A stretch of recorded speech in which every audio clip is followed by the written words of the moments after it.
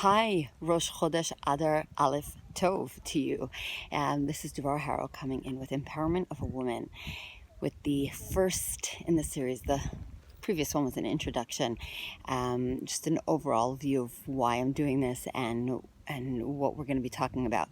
And in this first video, I want to discuss the fact that we're in the middle of winter time here, even though we're in Adar. It doesn't really feel yet like Adar, and that's because it's the first Adar, so it's like a mind trick. So it's like we're approaching spring, but it's 40 degrees, and there's snow on the ground in some places still. And what I want to talk about is this, again, what I said last time, we're going to be talking about flow, and that's like the basis of everything in life. Right, so many people have a hard time with winter and the cold and the dark and the tiredness and the overall sluggishness of things. But we're part of nature. We're made of the four elements, and we're supposed to behave and act according to the laws of nature. And the laws of nature right now are hibernation mode. It gets cold. We want to be indoors. We want to be bundled up. We feel more tired. There's fewer hours of sunshine. We're meant to go to bed earlier. We're meant to go with the flow of the season.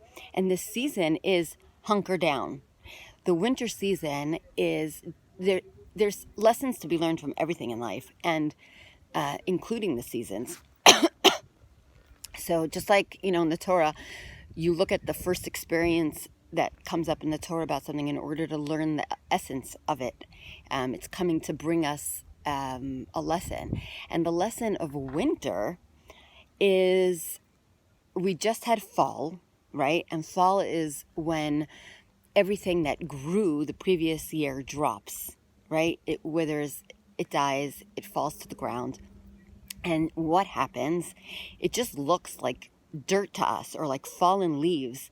But the alchemy of winter, what happens during the winter after everything has fallen to the ground, is the ground is storing up and turning those dead leaves into fresh nutrients that live in the dirt that will then bring forth the growth in the spring. So winter is actually an important time. You feel like spending more time in bed underneath the blankets? Do it. You feel like drinking more hot drinks and eating more soups? Do it. Your body doesn't want to be processing and digesting heavy, difficult to process foods. It wants easy to digest foods because also your body's trying to take it easier. So just use this time to snuggle in bed with your kids for a little bit longer. Take 5 more minutes. Wake up 5 minutes earlier. Take 5 minutes in the morning. Or get into your pajamas before you do bedtime at night and snuggle every night for an extra, few minutes with each kid. Read a bedtime story. Talk about their day. Make up a story with them. Snuggle with them. Use this time that you anyway want to be less active. You anyway want to be doing less. Your body and everything around you is telling you that. So take that time to be quiet and to work on the internal things, right? Go into that cave and be in your home and work on the internal stability and the love that gets created there. Some of you might already be feeling the need to clear out your house. That's also part of the winter energy. We think about it as spring energy, but it's really this winter energy. It starts with the fall of just take away all the old, because we need our energies for getting ready for spring. We need to just be like that squirrel that's already, taken whatever he's going to need for the winter and just deal with that. You have no room for last year's shells. You need to clear out all of last year's nut shells, acorn shells, to make room for the new stash of acorns that's going to get you through to have the energy for spring. So clearing, do it. And whether it's emotional clearing, mental clearing, physical clearing of the house, decluttering. And also habits, there might be some habits that have just come into your home that you're really not happy with, whether it's behavior between the kids or a certain part of the routine of the day that really doesn't, jive with your family anymore. Look for those types of things that stop the flow. Look for the pebbles and the rocks that are stopping the flow and the stream of the health in your life. And I'm just going to give a great tea recipe right now that I got from a great Chinese healer that works in a health food store here. And he gives out all this amazing advice.